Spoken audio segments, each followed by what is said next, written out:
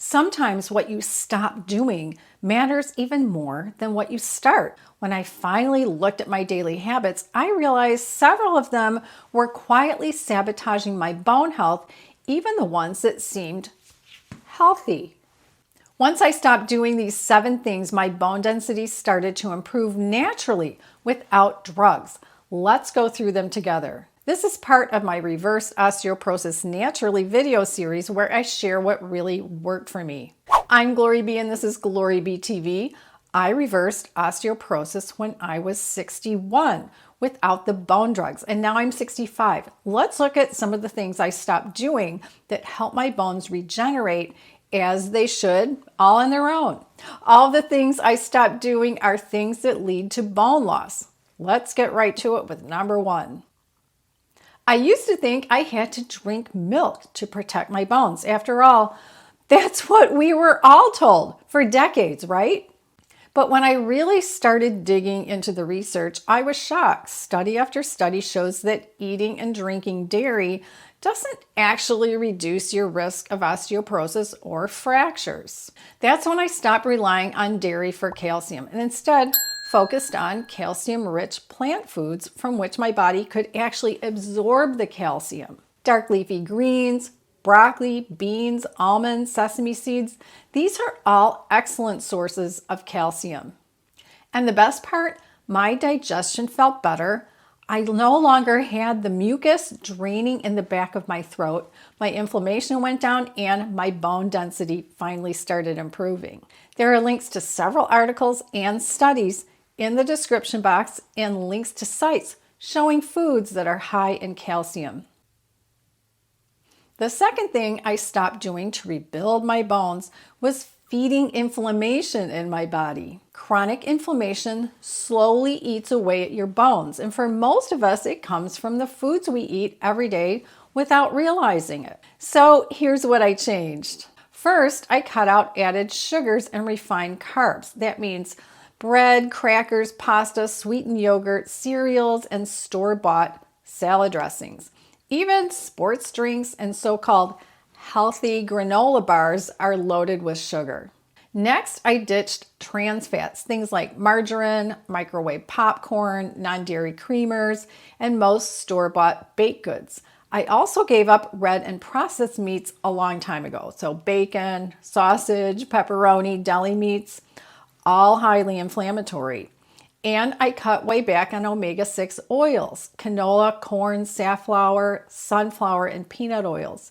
These are in so many packaged foods and even in mayonnaise.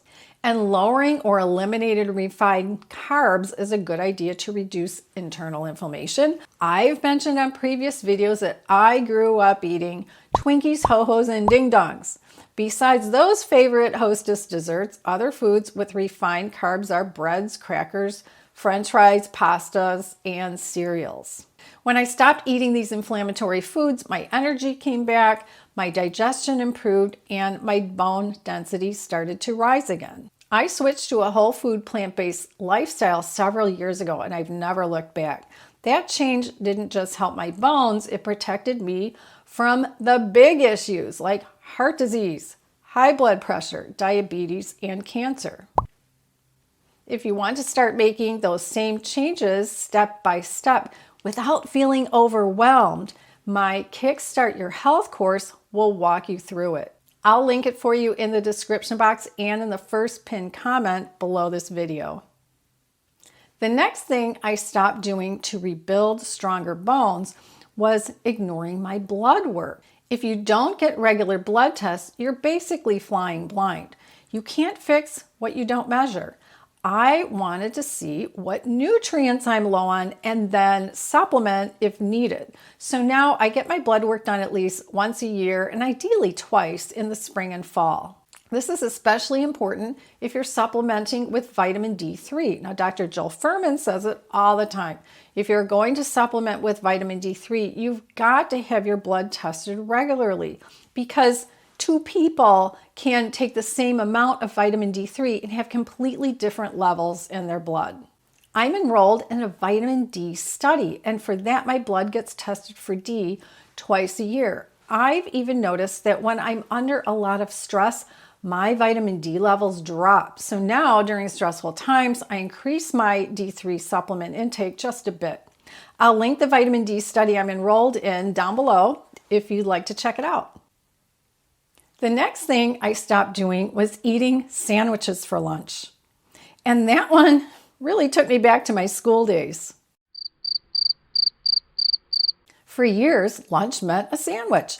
Bread, sandwich meat, maybe some cheese, maybe a little lettuce, but not much nutrition. Now I focus on getting fiber, minerals, and plenty of vegetables that actually support bone health. So I switched to a big salad for lunch, and I've never looked back. When I buy lettuce, I get the whole romaine and chop it myself. I'll shred carrots ahead of time and make my own salad dressing too. Doing a little prep once or twice a week makes it so quick to throw together a fresh, colorful salad every day. It's simple, it's satisfying, and it's one of the easiest ways to give your body and your bones what they need to thrive. The next thing I stopped doing was being a sedentary couch potato. And honestly, this one's a biggie.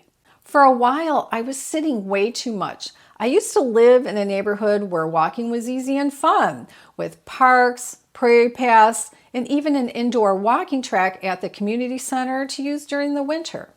But when I moved to a more rural area, it became harder. No sidewalks, no safe walking routes, and suddenly the easiest option was just to stay home. That's when I realized if I wanted to keep my bones strong, I couldn't let my environment dictate my movement.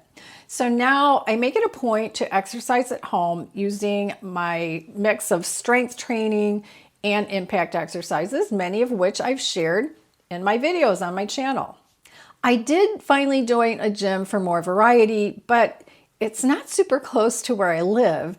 Well, now I do have a little dog. Again, I have a tiny 4-pound dog. She likes to go for walks, but she's 4 pounds, so she doesn't walk that fast. I can also pick her up when she slows down.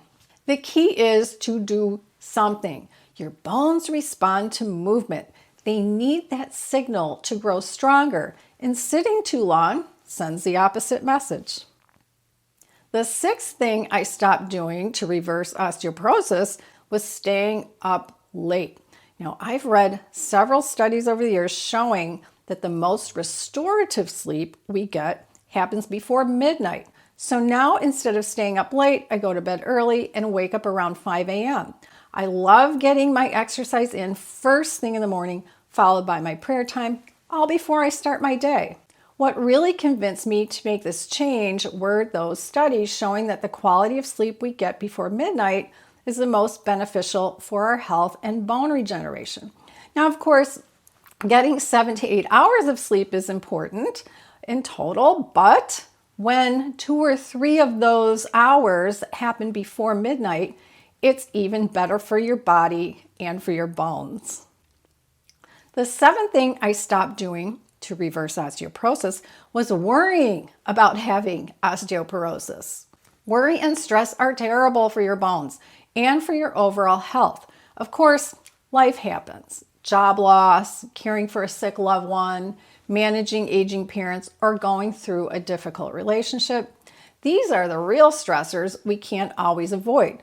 But stressing out about osteoporosis itself, that fear often comes from doctors, pharmaceutical companies, and the media. What helped me was following people who had reversed osteoporosis naturally without the drugs. Hearing their stories gave me hope, practical ideas to try, and most importantly, it helped me let go of the fear. Because once you stop worrying and start taking positive action, your body can begin to heal. Everything I mentioned that has a link, including more videos about osteoporosis, can be found in the description box and in the first pinned comment below. Be sure to check those out and do your own research too. I'm all about staying youthful, strong, and confident inside and out. I have plenty of videos showing how I do that, from natural bone health to skincare, fitness, and anti-aging lifestyle tips. Remember, it's never too late to make changes that help you feel amazing and age gracefully. Go ahead and tap one of the video images on the right side of your screen to keep watching, and I'll see you in the next video.